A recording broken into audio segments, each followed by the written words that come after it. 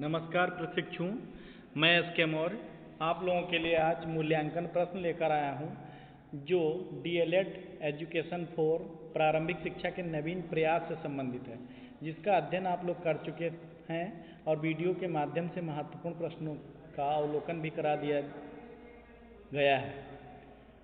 इसमें हर प्रश्न के लिए 1 अंक निर्धारित है और ये अति लघु उत्तरीय प्रश्नों के लिए भी प्रयोग किया जा सकता है।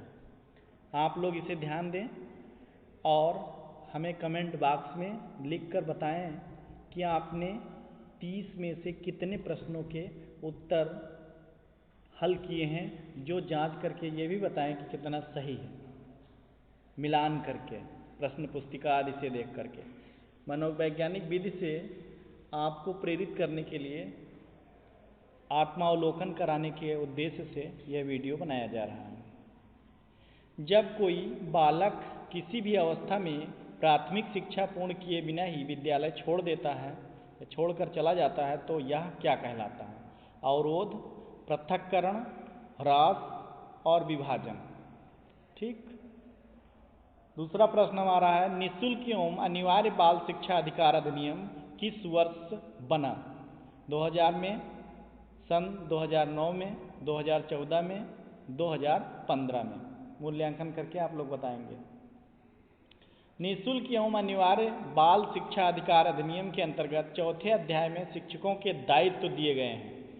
पहला दायित्व है नियमित समय से स्कूल में उपस्थित होना। दूसरा है पाठ्यक्रम के अनुसार पढ़ाना और उसे निर्धारित समय में पूरा कराना। प्रत्येक बच्चे की सीखने की योग्यता का आकलन करना। उपयुक्त सभी, इसमें से विकल्प चुनना है। वुड का घोषणा पत्र किस वर्ष आया? 1952, 1853, 1842, 1854। 1852 है, इसको वैसे गलत है तो 1952 भी लिखा जा सकता है।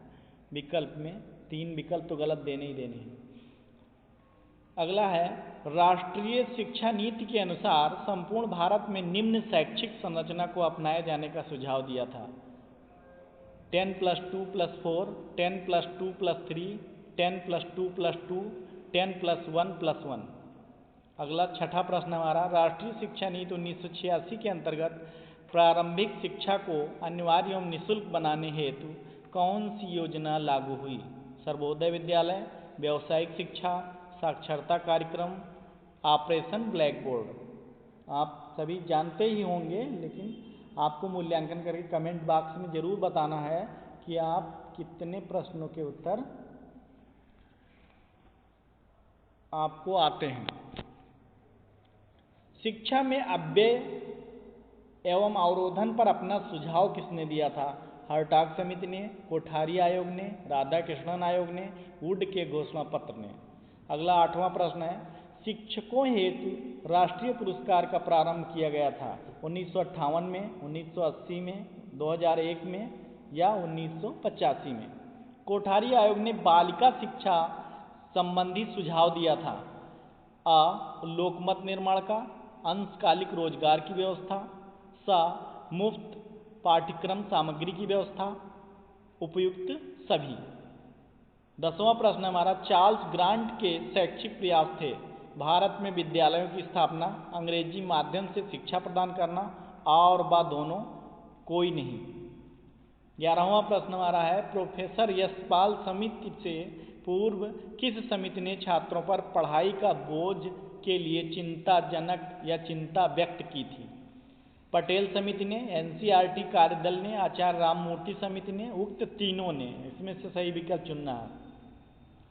अगला, राष्ट्रीय शिक्षा नीति 1986 की घोषणा के पश्चात आचार्य राममूर्ति ने अपना प्रतिवेदन प्रस्तुत किया था कब? 16 दिसंबर 1990, 15 सितंबर 1989, 6 अप्रैल 1987 में और 15 अगस्त 1968 में।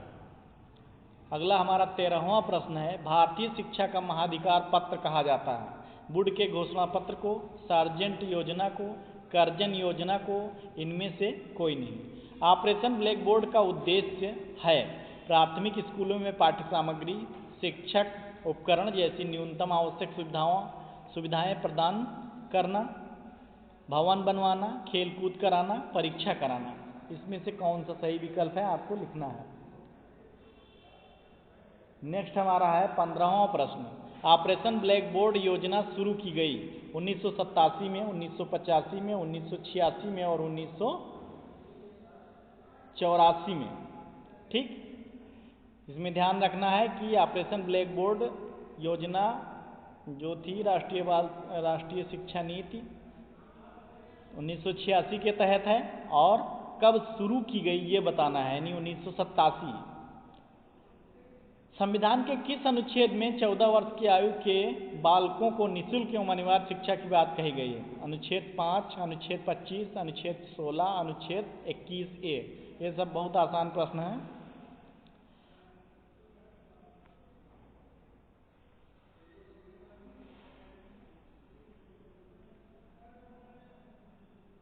कौन सा प्रश्न था?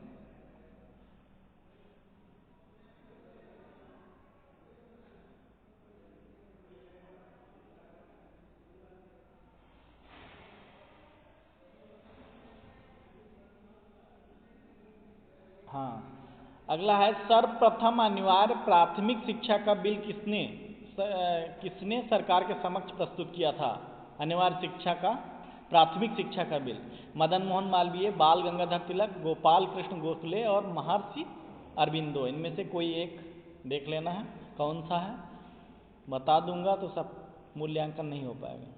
सही, उचित, ईमानदारी से आप लोग मूल्यांकन कीजिएगा। उसके बाद फिर एक कॉपी पे टिक करते जाइएगा। उसके बाद बुक से मिलान कर लीजिएगा जहाँ शंका होगी, उसके बाद हमको उत्तर दीजिएगा। यदि 30 में से 15 प्रश्न आप पाते हैं तो 40 वहाँ मिलेगा आपको, ये ध्यान रखिएगा।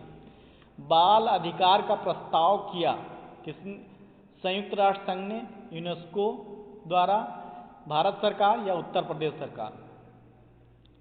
प्रारंभिक शिक्षा के सार्वजनिकरण का उद्देश्य है ज्ञानार्जन का उद्देश्य, शारीरिक विकास का उद्देश्य, सांस्कृतिक विकास का उद्देश्य या उक्त सभी। प्राथमिक शिक्षा को मौलिक अधिकार बनाने में लगभग कितना समय लगा? 52 वर्ष, 53 वर्ष, 51 वर्ष, 50 वर्ष? ब्रिटिश काल में किस शैक्षिक योजना ने भारतीय शिक्षा को सर्वाधिक प्रभावित किया? गोखले का शिक्षा संबंधी प्रस्ताव, मैकाले का विवरण पत्र, अगला वर्धा योजना और द वुड का घोषणा पत्र। 22वां प्रश्न हमारा है, ब्रिटिश कालीन शिक्षा के गुण थे? पाश्चात्य भाषाओं को सीखना संभव हुआ, समाज सुधार में योगदान प्राप्त हुआ, शिक्षा का प्रसार हुआ और राष्ट्रीय चेतना विकसित हुई। उक्त सभी गुण। 23 प्रश्न है हमारा, भारत में आधुनिक शिक्षा का जनक माना जाता है चार्ल्स ग्रांट को, बेलेजली को, वारेन हेस्टिंग्ज को, विल्बरफोर्ड को। 44वें संविधान संशोधन द्वारा नागरिकों के मूल अधिकार में से किस मूल अधिकार को निकाल दिया गया है, यानी हटा दिया गया है? उसे अब केवल आ विकल्प है स्वतंत्रता के अधिकार को, बा समानता के अधिकार को, सा संपत्ति के अधिकार को और दा शोषण के विरुद्ध अधिकार को। 25वां प्रश्न हमारा है जिला प्राथमिक शिक्षा कार्यक्रम जिसे कहते हैं DPEP कब तैयार किया गया? 1986 में, 1992 में, 1994 में? इनमें से कोई नहीं। सामाजिक पुनर्निर्माण की दृष्टि से जिनके लिए देश की प्रतिबद्धता है, प्राथमिक शिक्षा के सार्वभौमिकरण की समस्या का निसंदेह निर्णयात्मक महत्व है। ये किसने कहा? JP नायक का, S चक्रवर्ती का, राम नारायण का? इनमें से कोई नहीं। अगला प्रश्न हमारा 27 नंबर है, अधोगामी निस्यंदन सिद्धांत का उपयोग किया? एडम्स ने, मैकाले ने, बैंटिक ने, ऑकलैंड ने? एडम्स ने प्रतिवेदन दिए थे कितने? 2, 4, 3, 1। वुड ने शिक्षा में महत्व नहीं दिया भारतीय भाषाओं को, अंग्रेजी भाषा को, धर्म की शिक्षा को, उच्च शिक्षा को। 30वां प्रश्न हमारा है, वुड का शिक्षा में योगदान रहा प्राच्य एवं पाश्चात्य समस्या का अंत किया, अधोगामी निस्यंदन सिद्धांत का अंत, शिक्षा में अंग्रेजीकरण का अंत या भारतीय भाषाओं को महत्व दिया? उपरोक्त सभी। इस प्रकार हमारे 30 प्रश्न हो गए हैं और आप लोग पहले इनको कॉपी पर टिक करते जाइएगा वीडियो देखते हुए साथ में। फिर उसके बाद मूल्यांकन करके हमें कमेंट बॉक्स में लिखिएगा कि 30 में से मैंने कितना प्राप्त किया। और यदि शंका होगी तो उसको आप बुक से, नोट्स से आदि से पुराने वीडियो को देख करके आप उसको सही करके आप सही सही बताएंगे। आत्मानुशासन के साथ, पूरी ईमानदारी और निष्ठा के साथ मूल्यांकन करेंगे और आपको अवश्य सफलता मिलेगी। आप उन्नति की ओर अग्रसर होंगे। धन्यवाद।